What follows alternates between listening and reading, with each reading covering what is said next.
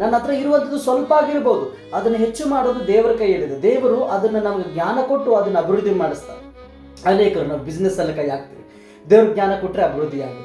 ಅನೇಕರು ನಾವು ಯಥಾರ್ಥವಾಗಿ ಕೆಲಸ ಮಾಡ್ತಿರ್ತೀವಿ, ದೇವ್ರ ಜೊತೆ ಇದಕ್ಕೆ ನಮ್ಮ ಕೆಲಸದಲ್ಲಿ ನಮಗೆ ಏಳಿಗೆ ಆಗ್ತೀವಿ. What ever we put hour hand, ನಮ್ಮ ಒಂದು ಕೈ ಯಾವ ಕೆಲಸದಲ್ಲಿ ನಾವು ಇಟ್ಟಾಗಲೂ ಕೂಡ ನಂಬಿಕೆಯಿಂದ ದೇವರ ಒಂದು ಚಿತ್ತಾನುಸಾರವಾಗಿ ದೇವರು ಅದನ್ನ ಬೆಳೆಸ್ತಾನೆ. ದೇವರು ಬೆಳೆಸುವಂಥವ್ರು ನಾವು ನೀವು ನಮ್ಮ ಪ್ರಯಾಸವನ್ನು ಹಾಕಿ ದೇವರಲ್ಲಿ ಭಕ್ತಿ ಮಾಡಬೇಕು. ಭಾಳ ಜನ ಸೋತು ಹೋಗ್ಬಿಡ್ತೀವಿ, we will give it up, ನಾವು ಬಿಟ್ಟು ಬಿಡ್ತೀವಿ, ನಮ್ಮ ಕೈಯಲ್ಲಿ ಆಗಲ್ಲ. ಯಾಕಾಗಲ್ರಿ? ಭಕ್ತಿ ಮಾಡೋರು ನಾವು, ಪ್ರಾರ್ಥನೆ ಮಾಡೋರು ನಾವು, ಆಲಯಕ್ಕೆ ಹೋಗೋರು ನಾವು, ದೇವ್ರ ವಾಕ್ಯ ಕೇಳೋರು ನಾವು, ದೇವ್ರನ್ನ ಸ್ತುತಿ ಮಾಡೋರು ನಾವು. ಆಗಲ್ಲ ಅಂತ ನಮ್ಮಷ್ಟಕ್ಕೆ ನಾವು ಡಿಸೈಡ್ ಆಗಬಾರ್ದು.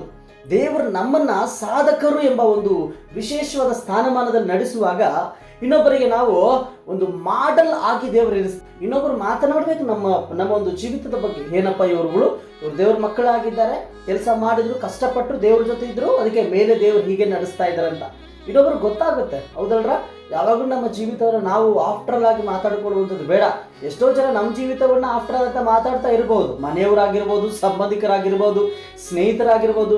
ನಾವು ಹೇಳ್ಕೊಂಡು ಅವರು ಹೇಳ್ಕೊಂಡ್ರೆ ಅವ್ರಿಗೂ ನಮಗೆ ವ್ಯತ್ಯಾಸ ಏನು?